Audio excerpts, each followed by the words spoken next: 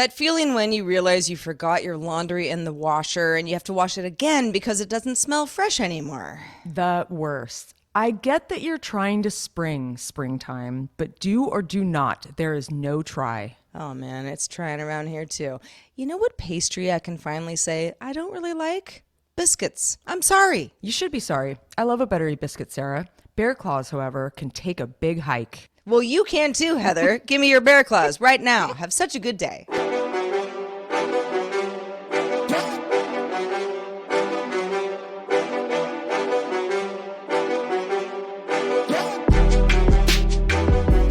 Hello, world. Welcome back to Have Such a Good Day, the show that wants you to do just that. Episode 139. Bam. It's double the pleasure this week on Have Such a Good Day, Sarah. You double get the fun. 2 episodes in 1 week. Yeah. For anybody keeping track, we kind of had a crazy week. People have those last week, and so we said we're not going to let you down. We're going to give you 2 episodes this week, and we are making good on that promise. We are. And hey, Sarah, I have a nagging question for you. Okay. Have you ever, and all y'all out there, have you ever heard a fox cry or scream or whatever you want to call it, talk? Well, there was that funny, it wasn't really very funny, viral video some years ago about what does the fox say? But I don't think the question was answered. So I guess, yeah, is it because you've heard a fox and it surprised you? Strange. I love foxes.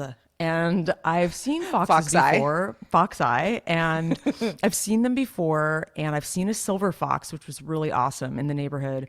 And a neighbor of mine said, "Hey, have you been hearing the foxes? Because they're out and about." And I'm like, "No, I don't think so. What do they sound like?" And she goes, they sound like a crazy bird-like scream. And I was like, "Oh, weird. I can't even really imagine that." A few hours later, the sun goes down, and I hear this like crazy noise in the dark, and I'm like, "That's a fox.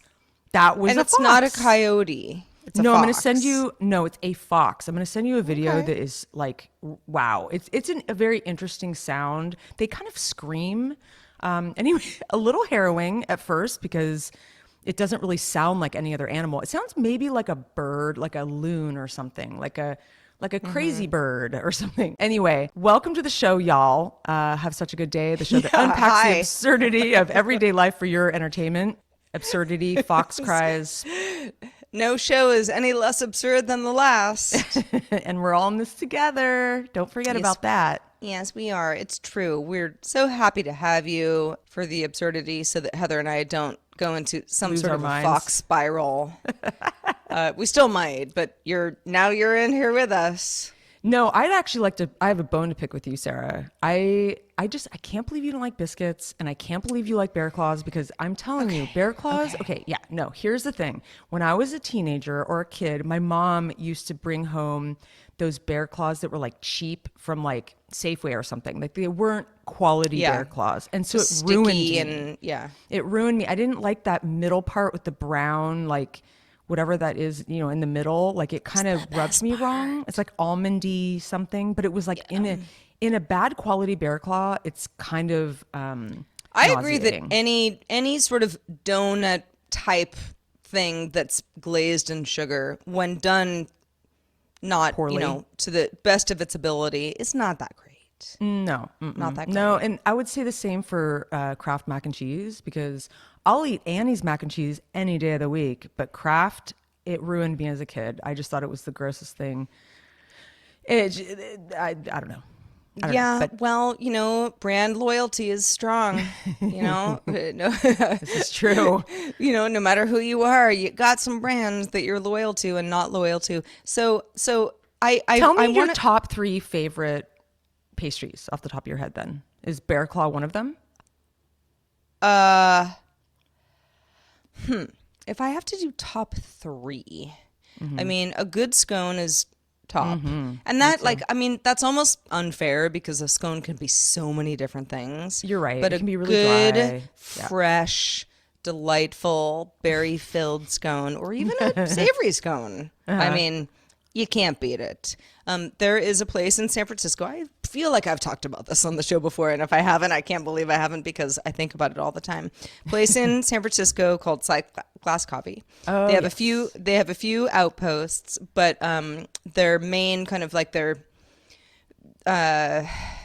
headquarters, where they make a lot of their coffee beans and stuff, used to be right around the corner from where I lived. I was in there every morning, and they have a ginger scone there I've that had is it. like, and I've told people for years, like, get the scone, and people are like, okay, I mean, scones or whatever, and I'm like, no, get the scone, and then talk to me, and every single time they're like, oh my God, the scone. Yeah, and I Oh think my it's from God, the that same- scone. It's from the same bakery, I believe, that does the ham and cheese croissant there too, which I love. Ugh. And they do little like cornichons that are on the side of it. Anyway, Yes. but no, so Making me hungry. I know. So during the early days of the pandemic, I got very creative with baking. I don't know, my baking itch has been a little lackluster as of late, and I'd like to get back into it because baking is really fun. I like being in the kitchen. I like fussing, but I was doing like biscuits, cornbread, brownies, bread, like all I thought the you things. didn't like biscuits, though. Well, so I never really Calling you out, Sarah. I always so the reason that I bring this up is because I always just thought like, well, I don't really have the touch, the biscuit touch. I like a dinner roll, Okay. something nice and soft. You like a savory and like, scone, which is similar to a biscuit. and I like the savory scone, which would be like something you would have with dinner, but biscuits as they are presented to me that often you put like jam or gravy or whatever you're kind of making a little sandy with whatever meat or veggies you might have. I don't like them. I'm on to you, Sarah. Okay, so because if you like savory scones, those can be very similar to like what if it was They really are cheesy biscuits. Yeah, they are. It's I know we're splitting hairs a little bit, and I'm pretending that like I'm like I don't all the biscuit fans out there, it's like more for you guys, don't come for me. But I just I had a pretty well like a delicious from a place that does lots of good stuff biscuit the other night, and I put a little jam on it, and I had a bite, and I was like, bleh. Okay, let's add some butter. Like maybe it just needs butter. And then I had another bite, and I was like, well, it's fine, but like still not very good. Like I don't want this. I just don't, and listen, I'm a pastry fiend. You will never meet a more carb lover than me. Yeah. Just biscuits don't work for me. At least Yeah. the biscuits that I've met. Well, no one send Sarah biscuits, okay? But Yeah. cookies, scones. What about muffins? How do you feel about muffins? Love a muff. I love a muff, man. Whew. I mean, it depends. Gosh, I haven't had a muffin in any capacity in quite some time, but like Wow. a blueberry muffin with like crystallized sugar on top. Yes. Oh. You have Come to on come and now. visit me at some point because there's a great bakery down the street that I get muffins fresh out of the oven every weekend and scones. They make cakes, scones, like all kinds of baked goods. You'll love it. Yum. That does sound good. Well, and please do, Heather. We could talk about We'll- muffins. we'll all be all waiting show with bated long, breath. but we won't. We won't do that to you. We won't make you suffer. I know that Heather and I have many of you out there who listen to the show and have for some time are well aware that we're both running rental management properties, and Airbnb is a term that we use for how we're managing it, but basically it's about property management and all the fun that comes along with it. In fact, we even did a fun episode that was like a holiday episode where it was like all Airbnb stuff. Yeah. Recently, if you haven't heard that, go back and listen to it. It was sort of a fan favorite, but we haven't really talked about it in a while, and I haven't really had a whole lot to say about it because between right after New Year's and until a couple of weeks from now, we have kind of like shut down the place. So it's me, it's a family member of my landlord who's on the property, who's super cool. Like we get along great. no issues. And there's a certain amount of like stuff we're doing to like renovate and fix lights that have been broken for a long time, and this and that. But the stress is sort of off me of people being like, hey, we need more toilet paper, or where's the nearest place to get a biscuit, or all the things that people ask you. But Heather and I were kind of reminiscing this morning about just kind of like the weird things that you deal with as a property manager. So I thought I would revisit that just for kicks. And one of the things, this is not something you would ever really understand unless you used Airbnb specifically as a platform. And there are a lot of great reasons to do this. First of all, you have all your pictures in one place. The booking process is all done on the platform. There's a premium that's paid by not only you as a host, but the person booking, but that also includes kind of like liability insurance and all sorts of little stuff where it is designed to be like the platform you use because you don't want to deal with all the stress of doing it yourself.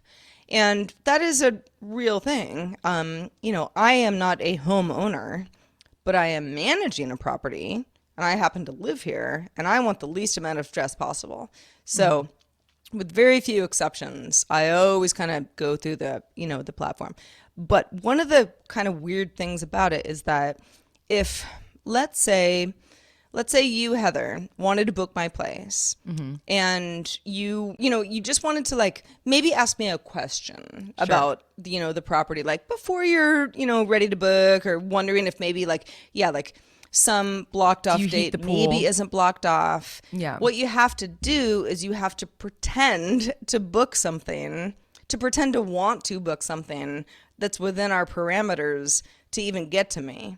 And that is mostly good, right? Because like I would not want a bunch of people being like, hey, like how big's your pool? Hey, do you supply orange juice? Hey, like where's the nearest store? Like without being serious about staying here. That would be insane. So I get that. But what it does is it forces people to pretend that they're booking. Maybe they are trying to book a certain amount of time, but maybe they just want to ask me a question. So they do that to get through to me. And so this actually happened this morning where somebody they said, hey, I was with a group that was at your house last summer. Of course, I don't remember her. I mean, 100 people were here last summer. Yeah. Yeah, no, I mean, well, she wasn't even the person that I interacted with. She was just like a guest, and like somebody gave, like showed her the listing. So she tried to get a hold of me, but she was like, my husband and I are renovating our pool. We really like the materials that you used in your pool. Can you just let us know what materials you used? And I was like, hey, so-and-so, sorry, do you not have that information? Also, you said that you wanted to book for the end of July. Is that still a thing you want to do? I'm not sure. No response. Zero response. And so there's that kind of stuff where it's like, didn't ruin my day or anything, but it was just like, you guys, like, I don't know. Why didn't you take pictures of the pool you loved so much while you were here? And then you can ask like a pool expert. Exactly. Or Google it even. Perhaps know what the pool was. I don't know. The landlord doesn't know. The pool was here when he bought the house. Like nobody here like made that pool. So, I mean, the pools kill. We've been over this, obviously. Like a pool will only bring you despair. But another kind of fun anecdote, and this goes back to last year because no one's really been here for the last couple of months. But as I was thinking, like, and what are some of the other like ridiculous things that people say over Airbnb? And one of them was a guest who actually was a very lovely person, and I don't want to drag anybody through the mud, but they were like, hey, you might want to tell people to not wear socks when they go up the stairs because my niece like went up really fast and she like fell and kind of like hit her head. She's fine. She's totally fine. It's not your fault, Sarah. But, you just might want to think about that. And I was like, what? Like there's other stairs in the world, like not just these stairs. There are many is she implying stairs. that they're extra slippery, or that I think she was trying to be helpful, but the way that it was framed to me was like, don't worry, Sarah. It's not We're your not fault." coming after you, and my niece is fine. But people probably shouldn't wear socks. And where it's like, people probably shouldn't wear socks on lots of slippery surfaces, like a shower. Or I don't know, a skating rink. Like I don't like. I'm just like, this is just like. But I'm sorry, people. I'm gonna weird wear socks thing. at an Airbnb. Like I'm not gonna go barefoot. Probably not, unless I'm like somewhere very warm and I'm like in my flip flops. Like the stairs are not like suspended in air. There's like clear banisters, left and right. Like, you walk up they're and not down. covered in oil. No, not covered in oil. And you just kind of, you sort of do your best. And if you feel like, ooh, might be kind of slippy, then you steady yourself. End of story. Like I joked to Heather earlier today where I was like, should I also warn people to not drink expired milk? I just feel like it's like, It should be in your guidebook, this is a Sarah. thing that I don't feel Common like, knowledge. I don't feel like, as the non-primary babysitter of this family, and also not even being in the same house as you, that I would need to know about. Somebody's wearing socks unnecessarily going up and down stairs. Anyway, that's all I have to say about that. But I thought y'all might have a good laugh and know a little bit about what I deal with sometimes. I love it. I love it.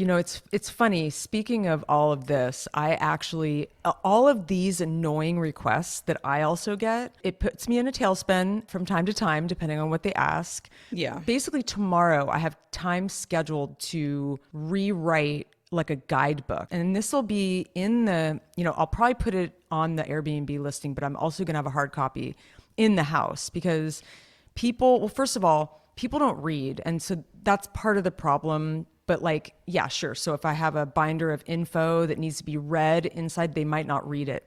But just anything to keep those little questions to a minimum. So like a frequently asked questions section would help a lot. Like, where's the extra firewood or extra toilet paper? Or what is a cool local place to have breakfast? What's a great local hike? It's endless, the questions. Is there a TV in there? No, it's not. There's under amenities, there's no TV. This is all marked on the website. People just, no, they don't really want to scan everything and search, and they want a quick answer. Well, and there are like certain things that people care about where it's like, I care about almost nothing except this one thing. Yes. So I just want to ask about this one thing that like you probably already did answer, but they didn't want to go through the rest of it. I don't even want to tell you the email that I got this morning. I might tell you offline, but man, yeah, it's very amusing. And so there's something there, like this is good fodder for something. And I don't know what yet, maybe just for the show, maybe that's as good as it gets, but, it is a funny anthropological study on humans and their quirks, and I think that's why we find it so amusing. It's just like, why would you ask that? It is such a bizarre question. That's a good point. There are a lot of these things that I feel put out about in, the short term. When someone's like, what's your pool made of? I'm like, I don't even know what pools are made of. Like, how would I ever know that? Like, who am I supposed to ask? Like, I'm supposed to like call a pool expert and like come over and tell me like how, like what like epoxy was like involved here. I don't know. But it is sometimes so random that I actually do find it amusing and like even slightly endearing. Very. Yeah. Because if I was really mad, I wouldn't talk about it because I don't want to drag people too much. Of course. But it's talk to me in 4 months. We'll see how 2022 is going. I have to say, because we've gone in and out of talking about these Airbnb like mishaps and stuff, and yeah, you seem way more cheerful about it right now because you've had all this time off. But yeah, let's see a few months down the road and see. Yeah, we'll see. You might be like grinding your gears a little bit. But yeah, we'll see.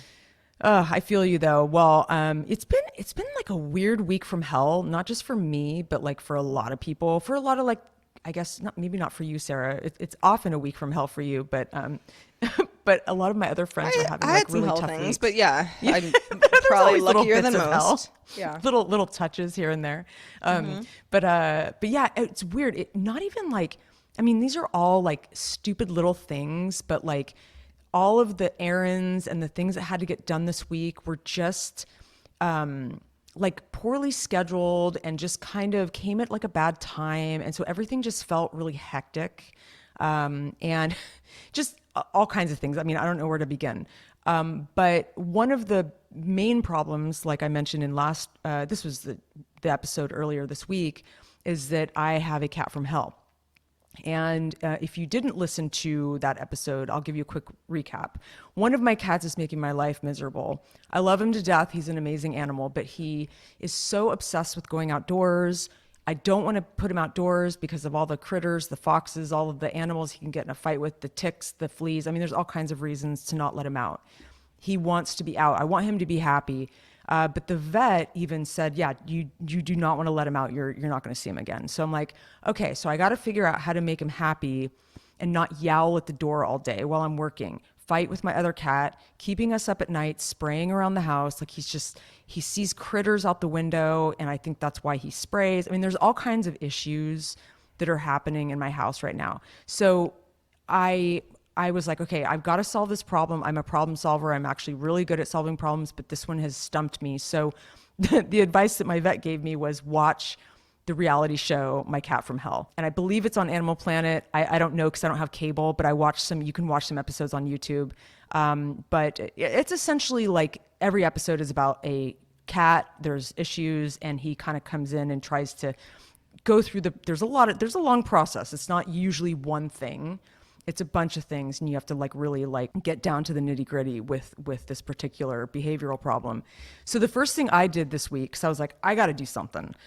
I go to Target. I get an extra large kennel, and I put it outside. It's like a dog kennel. I mean, it's really big for a cat. Anybody who has a large dog who has done crate training, it's that size. Essentially, yes. It is like you could put like 12 cats in there comfortably. But I thought, let me get him a big one. I'll put it out on the grass, like in the sun, and like put him in there and like sit outside and eat my sandwich and just hang out with him, and he can watch the butterflies. And I took the bottom tray out so that he could lay directly in the grass, because he likes to eat grass too. He's like kind of obsessed with it. So he was skeptical at first because, I mean, hello, cage. Animals and cats do not like cages. But he got into it. You know, I could tell he was really enjoying the wind, you know, because he's like smiling into the wind, and, you know, he took a little nap, and, you know, so this is essentially my version of like a catio, which is another piece of advice the vet told me, is like build like a little house, like outside of, you know, a window that he can crawl in and out whenever he wants to. I mean, that's a huge investment and a huge like job. So I'm not doing that quite yet. But this is just going to stand for that for now. And, you know, hopefully it'll ease the anxiety from him being in the house all the time and being bored and that kind of thing. So long story short, the biggest deal was the sleep at night, was us having issues with them fighting and, you know, marking their territory. And that kind of thing. And so they were keeping us in the up. house. So in the house. So we have a big house. We have a 4-bedroom house. And it's something's going on. For sure. And we actually have this theory that because they previously lived in way smaller houses, that like this house is a little overwhelming, and I move around it a lot, and they're always following me. And I think it gives them anxiety that like there's too many rooms, there's too much going on, there's noises. That can be, I mean, you think like, oh, cats want the most space possible especially if they're indoor only, but cats sometimes feel weirdly unsafe unless they're confined. I think they do. I'm serious, they do, because I'm pretty sure that's a huge part of it, because I noticed that, yeah, if say I'm sitting in my office all day, they love it, and they'll be in there all day with me, and they'll be mellow. But if I'm moving around a lot, like I'm going downstairs and I'm going back up, and they get like anxiety, like, where are you? They want to keep tabs on me, you know? And so what we did at night was, we originally had them both in one room, and they were like fighting. So we put Charlie in the kennel at night, which he kind of likes it. Like, I think he likes being in a small space to sleep at night. Like he hasn't even meowed, which is interesting. And we left Zig the pig, loose in the house, and he slept with us a lot the first night, but he kind of kept coming and going, and it woke us up like throughout the night. He would sleep for a while and then leave and then come back, and he'd make his biscuits, on my shoulder and wake me up. And we've been zombies all week, seriously. My boyfriend's been shuffling through the house with his hoodie on, and he's just like, he's actually had the worst of it. But the second night was better, which was last night. Zig was chill. He didn't even come in the room, didn't even bug us. Way better. But then Frank, of course, had the shits at 2:30 in the morning, which was not normal. And Frank the dog. Frank the dog. Not even a cat issue. No, Frank just had to throw his hat in the ring. He really did. We gave him some leftover salmon last night, which I think was probably not so good for his tummy. But listen, I'm just saying, you just have these weeks. You have these weeks when it's just a shitstorm. Whatever you try to do to make that shitstorm not hit you, it just will. It'll find its way into it has your a will life. and it has a way. It really does. It really does. Anyway, so that's the update. I thought you might be really anxious to hear what's going on with me and my furry critters. But I'm fingers are crossed over here. I'm feeling pretty good about the last couple days. Let's hope that they start chilling out. Or I don't know, I'm going to drop kick them off the cliff. Well, I know you won't do that. Of course not. But I know that you have been pretty challenged by this. Back in the day, I was trying to think of anything that I have gone through with my, before Otis the dog came into my life, and at the end of 2018, I never had a dog before, on my own, but I had cats. And I never had issues like this. My cats were kind of, they were monsters in their own way, but they weren't exhibiting behavior like this, where I'd be like, aha, I've got the great advice for you because I've been through this. Like, I don't really know. It does seem like, from what I've heard, animals of all kinds, dogs in particular, but certainly cats too. It's like, yeah, you move around, there's a funny smell, there's something, where they've decided that they're suspicious of, and it becomes a thing. And yeah, it's tough stuff. It but, is. when it's your kids, you care, and you're not just kind of throwing the towel about it. So you got to, try your best. It sort of felt like we had like two newborns, and we were like sleep training them. It was just like we were so exhausted. And I can imagine what it's like to have a human baby and have to like get them on your schedule. That must be really difficult. So I feel for you, human parents out there. I know. There are times where I go on and on about like, well, here's also how Otis was hard for me today. And my friends who are parents of like little kids look at me and they're like, yeah, I bet it was really hard. I'm like, yeah, well, you know what? It's all relative. It really is. It's so relative. Oh thankfully. gosh, is it ever? So I have some fun news. This is exciting news for me. So it is, it's in the afternoon at the time of this recording that we're recording, and I have something being delivered in the next few hours. Heather, can you guess what it is? That's why you're in such a good mood. Well, let me guess. I'm in a good mood because I have a sunny disposition. Let me guess. Oh, I love Okay. this game. Is it like it's a new tech thing? I'm gonna guess. It's a yes. Ooh. It is. Oh, It is a technological gadget. Okay, is it Apple? It is. I was gonna say because they just had the announcement. Okay, so it's an Apple thing, and But is it's it not bigger related than a to the bread box? announcement. Okay, It's smaller than a bread box. It's smaller than a bread box. Okay. Wow. Okay. I'm going to say you got a watch, an Apple Watch. Yes, you're right. You're right. Oh, We didn't I really plan didn't this know. beforehand. We really No. didn't. I swear. We have not talked about this. In fact, I didn't even know I was getting this today until, Tom Merritt, co-host on TTNS, talked about it. Yeah, so this is, here's the funny thing is like, I've never had an Apple Watch, but I have had a Fitbit Versa 2, which is a fitness watch, that tracks a lot of the same things. Not totally integrated with Apple's ecosystem, but in many ways it is. Can talk to your phone, etc. I've had that for years.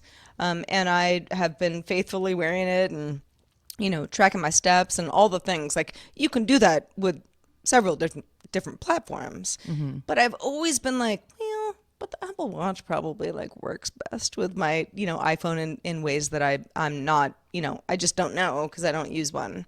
And what was funny, I wasn't complaining because who could complain about having something so nice? But some of my coworkers, when I'd sort of pulled the trigger, I'm like, okay, here's what I'm doing.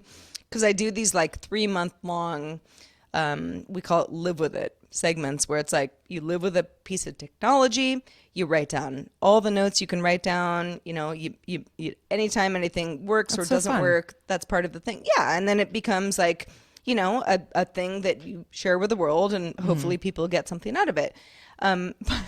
But as I was looking, I was like, why are there like 60 different watch bands for the Apple Watch? Like Fitbit has like 4. Yeah. Where it's like the plastic, maybe like a leather, which I would never pick because I use it to work out, like, ew. But that's fine, if you want that. And then like, like something braided, and then like, I don't know, something the braided thing another is color. new. Is it a Series 7? So you got like the Big Daddy? It's a Series 7. Yeah. Nice, because they're bigger screen, right?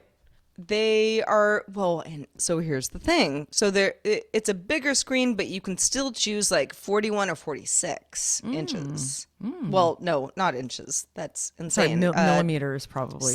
Yes. Millimeters? What did you pick? I think it's millimeters. The smaller one, because I have teeny tiny little bird wrists. And actually, the Fitbit that I've been using, which is the Versa 2, for quite some years, I have the smaller of the two faces that I could have chosen. And I mean, it's basically the whole size of my wrist. I mean, anything bigger would be uncivilized. So I'm interested to see what it looks like. But I'm really excited to see. So take a picture of it. I'm really excited. I will. Well, yeah. I mean, I'm sure I'll talk about it, incessantly for the next few months. I'm sure you will.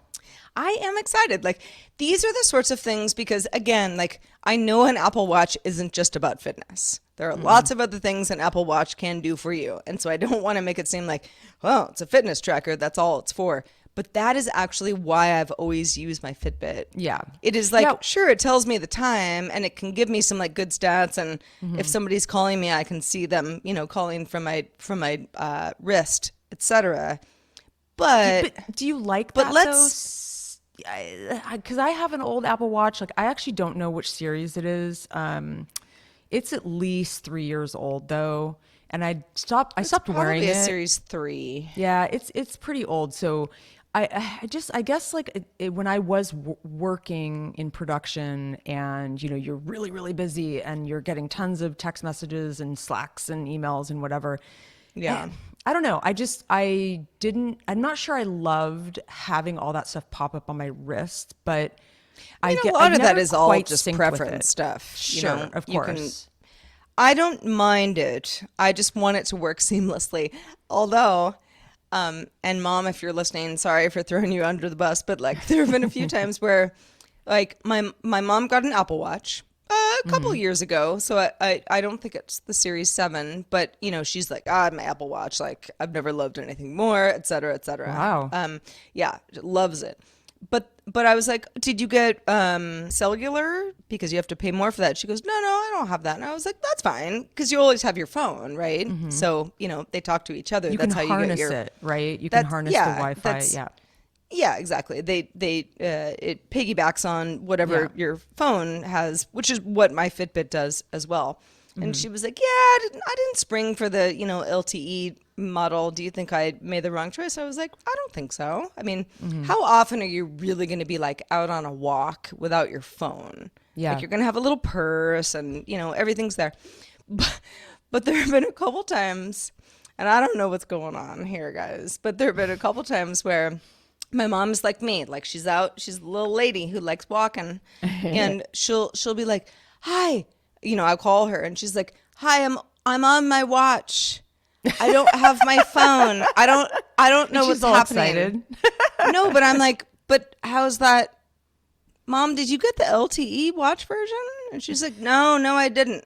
I'm like, "But you don't have your phone with you?" No, I'm talking into my wrist. And I'm like, that doesn't make any sense. But okay, great. Let's talk later. That's great. That's great. I love it. It's happened a few times. One thing I do want to mention, because I did watch the Apple stuff, and I was really interested in what the new stats were on the new watch, because I'd be curious to try it again. Mine is actually so old, I don't really feel like wearing it. But like a lot of this stuff is interesting, like the blood oxygen sensor. Like, what does that mean? Like what? Like, and then the fact that you can see that your heart rate. I mean, of course, heart rate monitors are a thing, but like. I like the idea of like it's like more medical. Like there's things that you can really track if you're maybe high blood pressure. I mean, probably not that, but and there's like the emergency calling and all that. Yeah. It's actually pretty interesting. My question for you though is, it says it's dust proof, which I don't know what that means, because I like, what can't dust fall on it, or like if dust falls on it, it just falls away? How is anything dust proof? Well, I mean, it's not only dust proof, but like you can like throw it in a pool, and like, sure, you don't want it to like hang out there all night, but like it is water Impervious to resistant dust. up Yeah. to several feet. I think that's just a way to be like, this is a strong piece of tech. Yeah, totally. You don't have to worry about it being, like a watch that you left, in some dusty corner, like might stop working after a while, because it's just like, the mechanics don't work. Totally. So did you get gold? Rose gold, black? Well, I got a gold face. Well, I mean, a gold. Yeah, of course you did. A face, which is around the display. And then I got a Hermes band. No, I'm just kidding. I didn't get that. I would be like, what? I paid $1,200 Just for this the beautiful wristband. Yeah, no, I didn't. It's a I went with like something light that's very easily washable, because like this stuff to me, like honestly, like I don't know why I'm so sweaty on my wrist sometimes, but like Me too. when you have something that's tight on your wrist, it's like you gotta wash that off. So I felt like something synthetic for the band was the right call for me. Good. Yeah, I like the metal meshy thing is kind of cool. I think I like that too. I was looking like at that, but I was like, I like it. But if you're gonna wear it primarily to work out, like it's more businessy. I feel like that's a little more like class it up a little bit. Yeah. And you're also like, the way that I feel about it is, I'm not trying to like hide the fact that I'm wearing an Apple Watch or any fitness band of any sort. You know what I mean? Like if someone was like, well, I want it to look more like a classic watch, then you're in a different category. For me, I'm using it as a tool. Yeah, of course. I mean, telling the time is almost secondary to all the other things Of course. it can do. It's such a fun little gadget. I did have fun with it when I first got it. And then, it just kind of, I don't know, fell by the wayside. But I have been wearing my regular watch, my analog watch, that I'm actually really enjoying wearing it. Like, it's weird. Like, I haven't worn a watch in a long time, but I came across some old, like a box of old jewelry and watches and stuff. I'm like, oh, this is fun. And you're like, oh, I haven't seen this in years. I actually really like this. I'm going to wear it again. But let me know, keep us posted on the, the joy that you have with this new watch, because I am very curious, because I could be convinced to get one. Yeah, I will. I'm excited too. It's Can you always play fun Wordle to have, on it? I don't know. Had not thought about that. Probably not. This is something that is probably possible. I don't know. Maybe.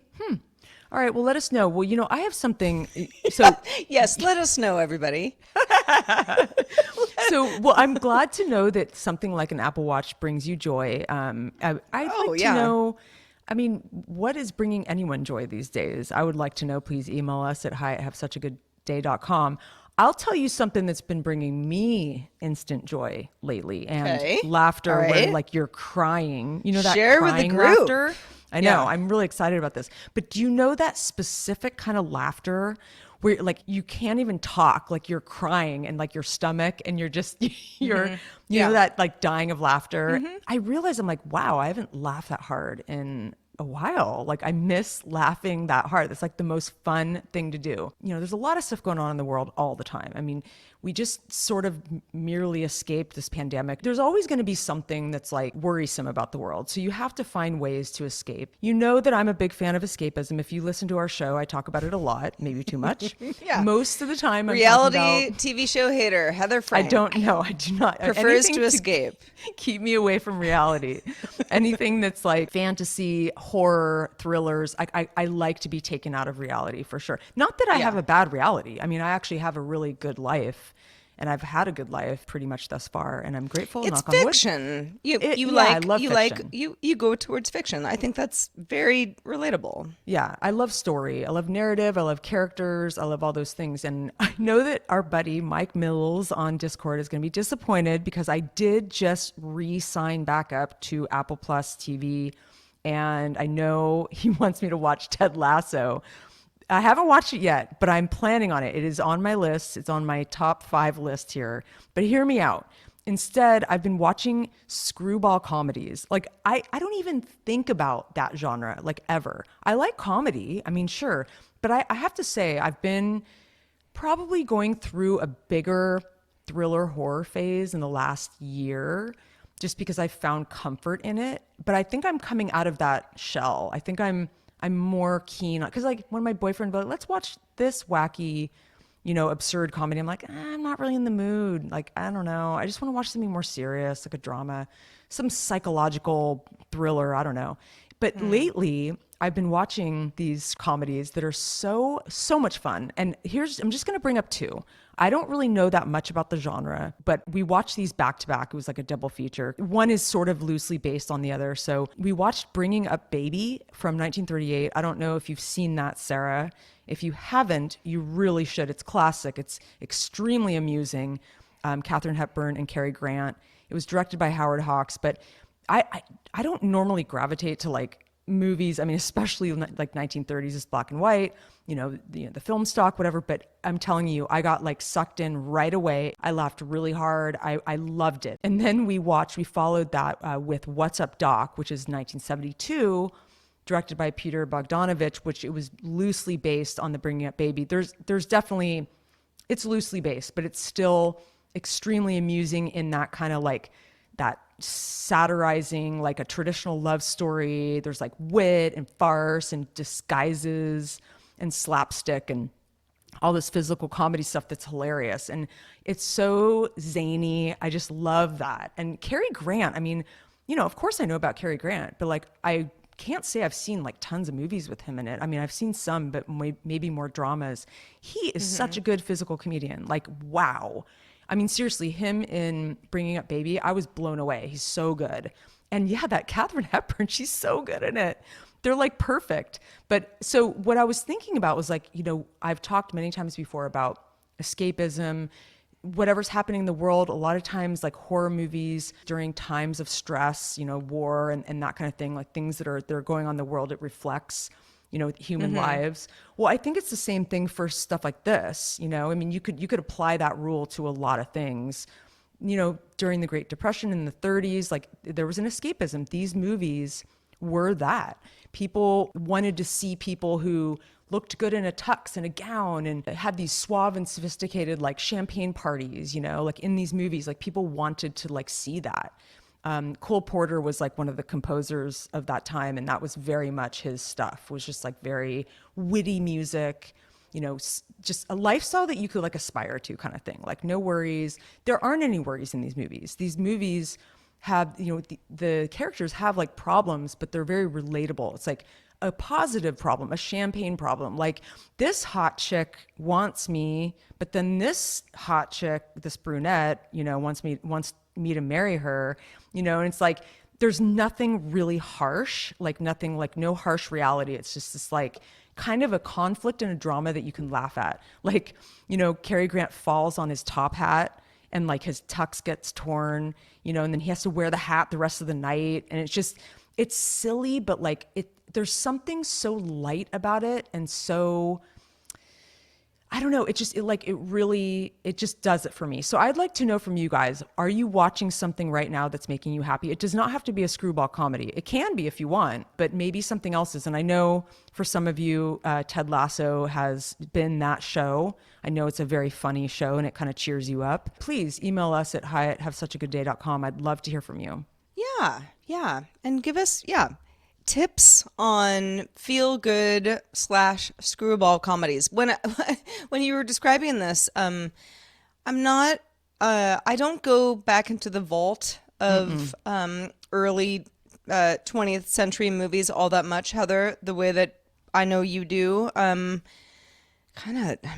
Besides like film classes in the past, I'm not crazy about them, but I also like old musicals quite a bit, which is another, like, it's just, acquired taste.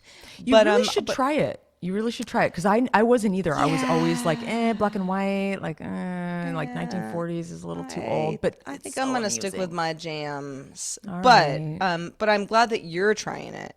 And I was trying to think of like, what's a comedy that I've seen, I don't know, in the last couple decades, right, where it's just like laugh out loud funny, like belly laugh, I might have peed my pants kind of thing. Like Anchorman is up there with that. I remember, what's funny too is like there are certain things about comedies that at least when I was a little kid, sometimes it also came with like a little bit of like somebody shows their boobies or whatever, where like it becomes kind of adult. Like comedy for kids is different than like screwball comedy that's like a kid doesn't really get the jokes, but the parents are laughing really hard kind of thing. Oh, totally. And there were definitely a lot of movies that, like I would see as a kid where I'd be like, am I supposed to be watching this? Like, I don't know why this is funny, but it wasn't like a porn or anything. Like it wasn't like that.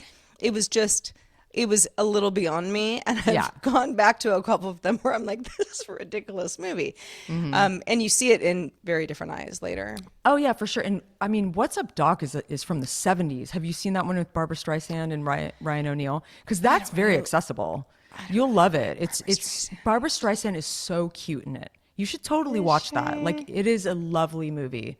Okay. Yeah. And Madeline Kahn is hilarious. I mean, seriously, that's from 1972. Like that, and Ryan O'Neal is so swoon worthy. Well, you and I have different tastes, but that's fine. I will put it on Watch it for me. Do it for me, okay. Sarah. Oh, fine.